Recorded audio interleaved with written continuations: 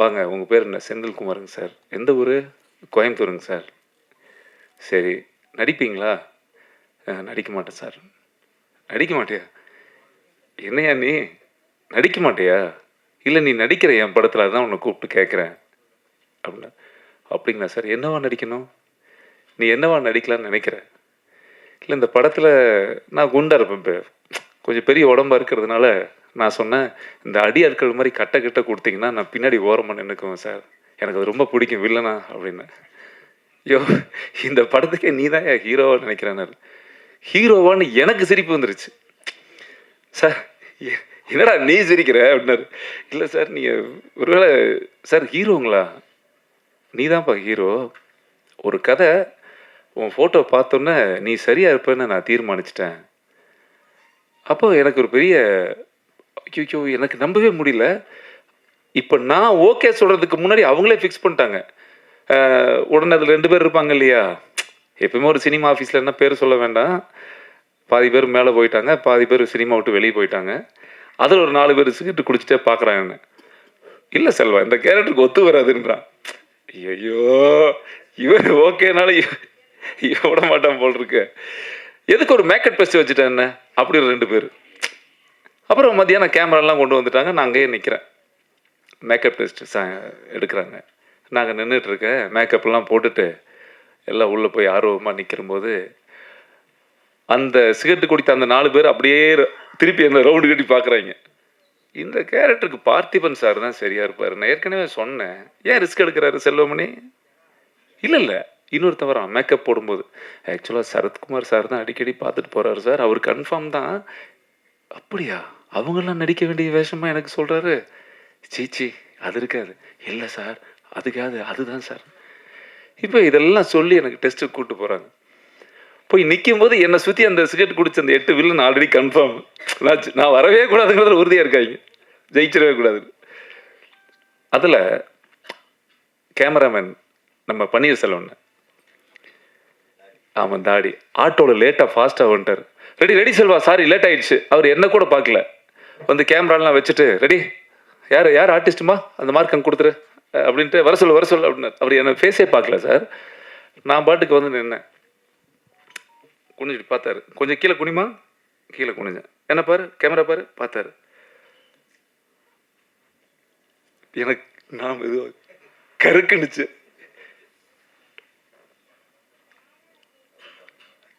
இப்படியே பார்த்தாரு. இப்போ இந்த சிகரெட் கட் பண்ண கவுண்டர் க்ளோஸ் அந்த 8 பேரும்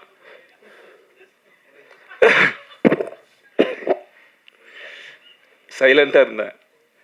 பண்ணிடல 2 நிமிஷம் யோசிச்சு, செல்வா நல்லா இருக்கானடா, இவனுக்கு எதுக்கடா டெஸ்ட் அப்படின்ட்டாரு. ஆமா, எனக்கு அப்படியே ஆடிட்டேன் நான். நல்லா இருக்கானா சார், எதுக்கு டெஸ்ட் இவனுக்கு? நல்லா இருக்கான், வேற ஆர்டிஸ்ட் நான் வர சொல்லுன்ட்டார். எனக்கு அப்படி கன்ஃபார்ம் ஆச்சு. இன்னைக்கும் அவர் என்னுடைய சிறந்த நண்பராக இருக்கிறாரு பன்னீர்செல்வம் சார். சாப்பாடு போடுற கூட்டம், நடிகர் நடிகைகள், கலைஞர்கள், மேக்கப் ஆர்டிஸ்ட்டு, இந்த சந்தில் இருக்கக்கூடிய ஒரு உதவி இயக்குனர், எத்தனையோ திறமை வாய்ந்தவர்கள்லாம் இந்த தெருவில் பயணித்து இந்த நடந்த இந்த பூமியில் நான் எப்போ வரும்போது எனக்கு கண் கலங்கும். சாதித்தவர்கள் பற்றி மட்டும்தான் நம்ம பேசுகிறோமே தவிர, இந்த சினிமாக்காக எத்தனையோ பேர் குடும்பத்துக்கு போகாமல், கல்யாணம் பண்ணிக்காமல், அப்பா அம்மாவை பார்க்காம, சினிமா தான் காதல், சினிமா வியாபாரம், வணிக ரீதியெல்லாம் தாண்டி உண்மையான கலைஞர்கள் மறைந்த இந்த தெருவை நினைக்கும் போது எனக்கு பெரிய சந்தோஷமாக இருக்குது. அது பார்க்கும்போதெல்லாம் எனக்கு அவ்வளோ கஷ்டம். ஸோ இந்த சினிமாவில் நானும் இத்தனை கோடி, இத்தனை ஆயிரங்கள், இத்தனை லட்சத்தில் நானும் ஒரு கடைக்கோடியாக, ஒரு சாதாரண நடிகன், பல திறமையான கலைஞர்களுக்கு மத்தியில் எனக்கு ஒரு வாய்ப்பளித்த, எங்கேயோ இருந்து வந்து எனக்கு ஒரு வாய்ப்பு கொடுத்த என்னுடைய குருநாதர் ஆர்கே செல்லுமணி சார் அவர்களுக்கு எப்பவுமே நான் வாழ்க்கையில் நன்றி கடன் பட்டிருப்பேன். ஏன்னா இன்னைக்கு ஒரு பட வாய்ப்பு கிடைக்கிறதுக்கு கஷ்டம், நம்மளை யாராவது நடிக்க வைக்கிறது கஷ்டம். என்ன ஹீரோவாக போடுறதுக்கு நீங்கள் ஒரு வீடோ தோட்டமோ வித்துற முடியாது, சாதாரணம். இன்னைக்கு அன்னைக்கு இருக்கிற காலகட்டத்தில் ஒரு கதைக்கு ஒருத்தன் தேவைப்படுறான். கதைக்கு இந்த பையன் சரியாக இருப்பானா, இந்த பையன் சரியாக இருப்பான். ஸோ என்ன ஒரு முதல் முறையாக பார்க்கும்போது நான் வாய்ப்பு தேடி போனதே இல்லை. ஆனால் எனக்கு ஒரு வாய்ப்பு அமைஞ்சது. சார் என்னை கூப்பிட்டு ஒரு ஃபோட்டோ பார்த்தேன். ஆக்சுவலி ஃபோட்டோ மிஸ் ஆயிடுச்சு. பிரசாந்த் சாருக்காக எடுத்த ஃபோட்டோ எனக்கு வந்துருச்சு. என்னை எடுத்த ஃபோட்டோ ஸ்டுடியோவில் அவருக்கு போயிடுச்சு. என்ன ஒருத்தன் தேடுறான், ஒரு ஃபோட்டோகிராஃப். சார் உங்களை கூப்பிட்டு வர சொன்னாங்க. எனக்கு பயம். எங்கள் அம்மாவுக்கு கேட்குறேன், பார்த்துடா மெட்ராஸுக்கு புதுசாக டிஎஃப்டி படிக்க போயிருக்கிறேன், எவனாவது கடத்திட்டு போயிட போகிறாங்க. இல்லைம்மா ஒரு டேரக்டர் என்ன பார்க்கணுங்கிறார். அப்புறம் காரில் வேறு வந்து என்னை கூட்டிகிட்டு போனாங்க. பயந்துகிட்டே போனேன். அப்புறம் போனால் ஆஃபீஸில் உள்ளே கூட்டு போய் அப்போ தான் காட்டுறாங்க, ஆர்கே செல்லுமணி சார் புலன் விசாரணை, கேப்டன் பிரபாரன்லாம் முடித்து பெரிய கூட்டம். அதுவும் குறிப்பாக உங்களுக்கு தெரியும், ஒரு பற்ற வெற்றி அடைஞ்சிருச்சுன்னா, ஒரு படம் வெற்றி அடைஞ்சிருச்சுன்னா எத்தனை கூட்டம் நிற்குன்னு தெரியும்ல. வெறும் செருப்பாக நிற்குது கல்யாண வீடு மாதிரி. நான் அப்படியே வெளியே நின்றுட்டு இருக்கேன் ஓரமாக. சரி பரவாயில்ல, எதுக்கோ கூப்பிடுறாங்கன்னு. என்னை உள்ளே கூப்பிட்டு அவர் கேட்டார், சரிப்பா வாங்க, உங்கள் பேர் என்ன? செந்தில்குமாருங்க சார். எந்த ஊர்? கோயம்புத்தூருங்க சார். சரி நடிப்பீங்களா? நடிக்க மாட்டேன் சார். நடிக்க மாட்டியா? என்னையா நீ நடிக்க மாட்டியா? இல்லை நீ நடிக்கிற என் படத்தில், அதுதான் உன்னை கூப்பிட்டு கேட்குறேன் அப்படின்னா. அப்படிங்களா சார், என்னவா நடிக்கணும்? நீ என்னவா நடிக்கலான்னு நினைக்கிற? இல்லை இந்த படத்தில் நான் குண்டாக இருப்பேன், கொஞ்சம் பெரிய உடம்பாக இருக்கிறதுனால நான் சொன்னேன், இந்த அடியாட்கள் மாதிரி கட்ட கொடுத்தீங்கன்னா நான் பின்னாடி ஓரமாக நின்றுக்குவேன் சார், எனக்கு அது ரொம்ப பிடிக்கும் வில்லனா அப்படின்னு. ஐயோ இந்த படத்துக்கே நீ தான் ஹீரோவாக நினைக்கிறானார். ஹீரோவான்னு எனக்கு சிரிப்பு வந்துருச்சு. சார் என்னடா நீ சிரிக்கிற அப்படின்னாரு. இல்லை சார் நீங்கள் ஒருவேளை சார் ஹீரோங்களா? நீ தான்ப்பா ஹீரோ. ஒரு கதை உன் ஃபோட்டோ பார்த்தோன்னே நீ சரியாக இருப்பேன்னு நான் தீர்மானிச்சிட்டேன். அப்போ எனக்கு ஒரு பெரிய ஐயோ எனக்கு நம்பவே முடியல. இப்போ நான் ஓகே சொல்கிறதுக்கு முன்னாடி அவங்களே ஃபிக்ஸ் பண்ணிட்டாங்க. உடனே அதில் 2 பேர் இருப்பாங்க இல்லையா, எப்பவுமே ஒரு சினிமா ஆஃபீஸில் என்ன பேர் சொல்ல வேண்டாம், பாதி பேர் மேலே போயிட்டாங்க, பாதி பேர் சினிமா விட்டு வெளியே போயிட்டாங்க. அதில் ஒரு 4 பேர் சிகரெட்டு குடிச்சிட்டே பார்க்குறாங்க என்ன. இல்லை செல்வா இந்த கேரக்டருக்கு ஒத்து வராதுன்றான். ஐயோ இவன் ஓகேனால விட மாட்டான் போல் இருக்கு. எதுக்கு ஒரு மேக்கப் டெஸ்ட் வச்சுட்டேன் என்ன அப்படி ஒரு 2 பேர். அப்புறம் மத்தியானம் கேமராலாம் கொண்டு வந்துட்டாங்க. நான் அங்கேயே நிற்கிறேன். மேக்கப் டெஸ்ட் எடுக்கிறாங்க. நாங்கள் நின்றுட்டுருக்கேன். மேக்கப்லாம் போட்டுட்டு எல்லாம் உள்ளே போய் ஆர்வமாக நிற்கிறம்போது அந்த சிகரெட்டு குடித்த அந்த 4 பேர் அப்படியே திருப்பி என்ன ரவுண்டு கட்டி பார்க்குறாங்க. இந்த கேரக்டருக்கு பார்த்திபன் சார் தான் சரியாக இருப்பார். நான் ஏற்கனவே சொன்னேன், ஏன் ரிஸ்க் எடுக்கிறாரு செல்வமணி? இல்லை இன்னொருத்தவரா மேக்கப் போடும்போது, ஆக்சுவலாக சரத்குமார் சார் தான் அடிக்கடி பார்த்துட்டு போகிறாரு சார், அவர் கன்ஃபார்ம் தான். அப்படியா? அவங்கெல்லாம் நடிக்க வேண்டிய வேஷமாக எனக்கு சொல்கிறாரு. சீச்சி அது இருக்காது. இல்லை சார் அதுக்காது அதுதான் சார். இப்போ இதெல்லாம் சொல்லி எனக்கு டெஸ்ட்டுக்கு கூப்பிட்டு போகிறாங்க. போய் நிற்கும் போது என்னை சுற்றி அந்த சிகரெட் குடிச்ச அந்த 8 வில்லன் ஆல்ரெடி கன்ஃபார்ம். நான் வரவே கூடாதுங்கிறதுல உறுதியாக இருக்காங்க, ஜெயிச்சிடவே கூடாது. அதில் கேமராமேன் நம்ம பன்னீர்செல்வன், அவன் தாடி ஆட்டோவில் லேட்டாக ஃபாஸ்ட்டாக வந்துட்டார். ரெடி செல்வா, சாரி லேட் ஆகிடுச்சு. அவர் என்ன கூட பார்க்கல, வந்து கேமராலாம் வச்சுட்டு ரெடி, யார் ஆர்டிஸ்ட்டுமா அந்த மார்க் அங்கே கொடுத்துரு அப்படின்ட்டு வர சொல் அப்படின்னு. அவர் என்னை ஃபேஸே பார்க்கல சார். நான் பாட்டுக்கு வந்து நின்னேன். குனிஞ்சிட்டு பார்த்தாரு. கொஞ்சம் கீழே குனிமா, கீழே குனிஞ்சேன். என்ன பாரு, கேமரா பாரு, பார்த்தாரு. எனக்கு நான் இது கருக்குனுச்சு.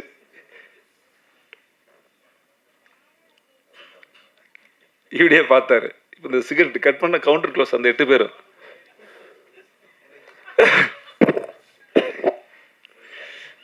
சைலண்டாக இருந்தேன். பண்ணிடல 2 நிமிஷம் யோசிச்சு, செல்வா நல்லா இருக்கானடா, இவனுக்கு எதுக்கடா டெஸ்ட்டு அப்படின்ட்டாரு. ஆமாம் எனக்கு அப்படியே ஆடிட்டேன் நான். நல்லா இருக்கானா சார், எதுக்கு டெஸ்ட் இவனுக்கு? நல்லா இருக்கான், வேற ஆர்டிஸ்ட் நான் வர சொல்லுன்ட்டார். எனக்கு அப்படி கன்ஃபார்ம் ஆச்சு. இன்றைக்கும் அவர் என்னுடைய சிறந்த நண்பராக இருக்கிறாரு பன்னீர்செல்வம் சார். ஏன்னா என்னுடைய பெஸ்ட் ஃப்ரெண்டு, சாருக்கெல்லாம் தெரியும். நல்ல கிரியேட்டர், படைப்பாளி, நல்ல ஒரு அற்புதமான மனிதர். சினிமாவை அப்படி ஒரு நொடி பொழுதும் இதயத்தில் ஒரு வாய்ப்பு கிடைச்சிடாதா, உள்ளே போயிட மாட்டோமா? அப்படி ஏங்கி என்னுடைய முதல் படம் ஷூட்டிங்க்கு ஏவிஎம்மில் ஃபர்ஸ்ட் ஷாட்டு சாருக்கு தெரியும். சார் வந்திருக்காங்க. இண்டஸ்ட்ரியில் வராத ஆளே கிடையாது. செல்வமணி சாருடைய கிராண்ட் பூஜை ஏவிஎம் கார்டனில் நடக்குது. அப்போ வந்து எனக்கு ஃபஸ்ட்டு சீன் எடுக்கும்போது எங்கள் அப்பா, நான் சொல்லலை வீட்டில், அப்படியே தூக்கிடுவாங்கல்ல. என்ன சீன்னு எனக்கு தெரியாது. தூக்கிடுவாங்கல்ல. எங்கள் அப்பா பார்த்தா அந்த கூட்டத்தில் ஓரமாக எட்டி பார்த்துட்டு இருக்காரு. எனக்கு அப்படியே அழுக வந்துருச்சு. அந்த சினிமாவினுடைய காதல் இருக்குல்ல, அந்த உள்ளுக்குள்ளே வரும்போது இந்த ஒரு ஒரு நாளும் நம்ம கடந்து போகிறப்ப சத்தியமாக சினிமாவுக்கு போனால் பொண்ணும் கிடைக்காது, வீடும் கிடைக்காது, சினிமாவில் ஒரு வேலையே கிடையாது, எவனும் மதிக்க மாட்டான் ஊர் பக்கம், பொண்ணும் கிடைக்காது. கரெக்ட். ரொம்ப கஷ்டம். ஒரு சினிமாவில் இருந்துட்டு நம்ம ஒரு விஷயம் செய்கிறது ரொம்ப கஷ்டம். ஆனால் இதையெல்லாம் நம்ம ஒரு வியாபாரமாக சினிமாக்குள்ளே போனால் சூப்பர் ஸ்டார் ஆயிடலாம். ஒரு படம் ஹிட் ஆச்சுன்னா 40 கோடி வந்துடும், 10 கோடி வந்துடும், வரும்போதே அப்பார்ட்மெண்ட் அடையாறில் வாங்கிடுவோன்ட்டுலாம் சத்தியமாக நினச்சி நான் வரல. நிறைய நல்ல கலைஞர்கள் இந்த சினிமா இண்டஸ்ட்ரிக்கு அப்படி வந்ததே கிடையாது. கலைக்காக மட்டுமே வந்த ஜீவன்கள் இந்த மேடையில் இருக்கிற மாபெரும் கலைஞர். இவங்க படங்கள்லாம் பார்த்துட்டு நம்ம வளர்ந்தோம். அற்புதமான அவ்வளோ பெரிய கலைஞர்கள். ஸோ அந்த வரிசையில் நல்ல சினிமாவுக்கு மட்டும்தான் நம்ம படைப்போம். நம்ம நம்ம நம்ம வாழ்க்கையே அப்படி நோக்கி போகிற காலகட்டங்களில் நான் அடிக்கடி படங்கள் நடிக்கிறதோ, ஏதாவது ஒரு வேஷத்துக்கு கூலி தொழில் போகிற மாதிரி ஏதோ ஒரு வேஷம் கிடைச்சா போயிடலாம். நிறைய வேஷம் வரும், ஏதோ ஒன்று கிடைச்சா போயிடுவோம், சும்மா வீட்டில் பிஸியாக இருக்கலாம், இது ஒரு வேலை வாய்ப்பாக பயன்படுத்துவோன்ற ஒரு நாள் கூட என்னுடைய சிந்தனையில் வந்தது கிடையாது. தினமும் 2 படம் பார்ப்பேன், நிறைய கதைகள் கேட்பேன். சினிமாவை நிலாவை மாதிரி வானத்தில் வச்சு சும்மா காதலிக்கிற ஒரு அற்புதமான நபர் நான். அது மேலே மிகப்பெரிய மரியாதை இருக்குது, மிகப்பெரிய மரியாதை. அந்த அந்த மாதிரியான போக்கில் இருக்கும்போது நான் ஒரு நண்பரை சந்திக்கிறேன். அந்த நண்பர் எனக்கு ஒரு கதை வச்சிருக்கிறேன்னு சொன்னார். நான் எப்பயுமே கொஞ்சம் அட்வைஸ் பண்ணுவேன். வீட்டில் பொண்ணு நல்லா இருக்குதா, படம் எடுக்கிறீங்க, போச்சுன்னா போயிடும் பார்த்துக்குங்க. எங்கள் அம்மா சொல்லணும், வீட்டில் யாராவது வந்தால் கெடுத்துட்டியா, டீ வச்சு கொடுத்து அட்வைஸ் பண்ணி அனுப்புவேன். அவங்க செருப்பு எப்படி நூல் இருக்குதா, டீ போர்டு காரில் வந்தாரா, இதையெல்லாம் நான், ஏன்னா 100 ரூபா சம்பாதிக்கிறது ரொம்ப கஷ்டம். இந்த சினிமா வந்து விருப்பப்பட்டு காதலிச்சு வரக்கூடிய ஒரு தொழில். இது ரியல் எஸ்டேட்டில் போட்ட மாதிரி வந்தால் அது எதிர்பார்க்க முடியாது. இது வந்து நேசித்து வர வேண்டிய ஒரு தொழில். ஸோ அப்போ என்னுடைய அருமை நண்பர் இயக்குனர் வந்து என்கிட்ட சொன்னார், ஒரு அருமையான கதை இருக்குது சார். நான் வேண்டான்னு சொன்னேன். வேண்டாம் சார், ஏன்னா போராடணும். வியாபாரத்தில் இருந்து ஒரு நடிகருக்கு படம் எடுக்கிறது அது ஒரு தன்மை, அது உங்களுக்கு தெரியும்னு நினைக்கிறேன். ஒரு படம் எடுக்கும் பொழுது ஒரு வியாபாரம் அப்படின்னு நம்ம ஒரு லிஸ்ட்டு போட்டு வச்சுருப்போம்.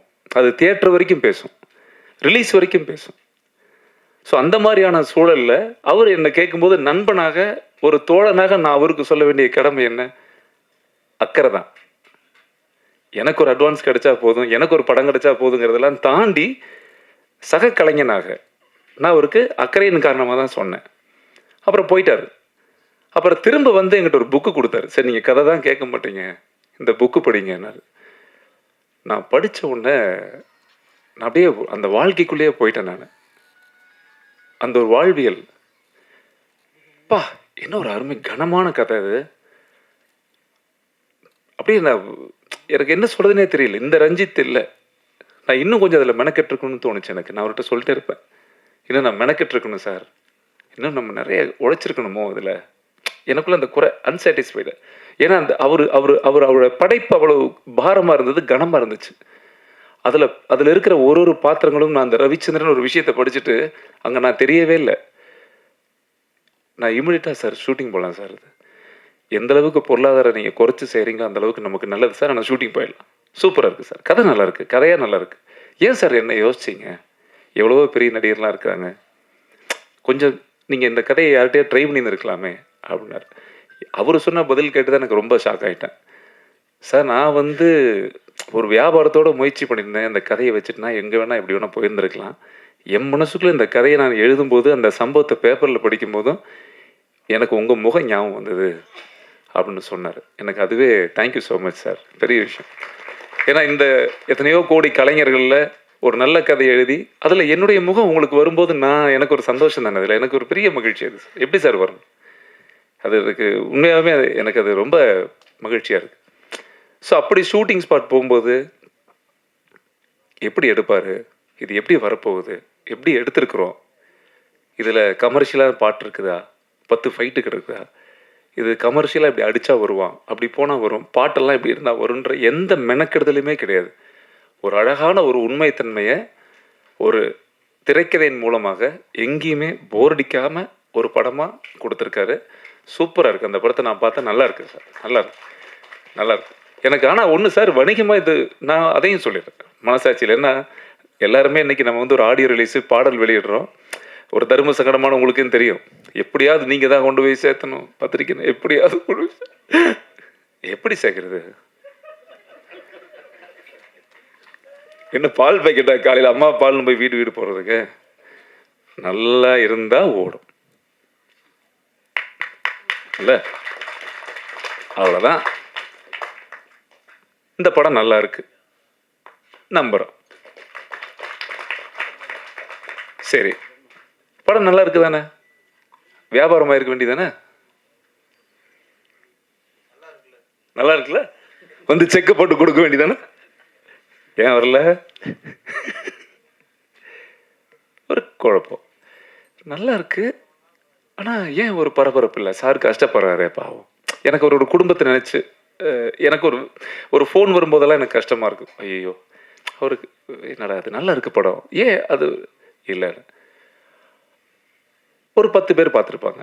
அந்த பார்த்த 10 பேர்த்தினுடைய தகவல் என்ன தெரியுமா? ரஞ்சித் ஹீரோவா? என்ன தலைவர் நீங்கள் ரொம்ப வருஷம் கழிச்சு நீங்கள் கரெக்டாக தப்பாக ஒரு முடிவு எடுத்திருக்கீங்க. ஹீரோயின் யார்? அப்புறம் படம் பார்த்ததுக்கப்புறம் காமெடி நீங்கள் யோகி பாபு சார் கொஞ்சம் ட்ரை பண்ணியிருந்துருக்கலாம்ல. இல்லை பண்ணியிருக்கலாம் சார், இந்த கதை கேட்கல.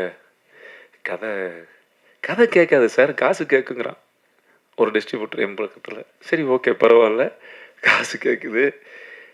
இப்படி பல புறந்தள்ளி பல வார்த்தைகள்லாம் கேட்டு கேட்டு டயர்ட் ஆகிட்டார். ஆனதுக்கப்புறம் ஓகே இது படம் வியாபாரமே பண்ண முடியாது போல், இந்த படம் அப்படி தான் இருக்கும் போல் அப்படின்னு. ஆனாலும் பாருங்கள், இந்த விநியோகஸ்தர்லேயே நிறைய வகை இருக்குது.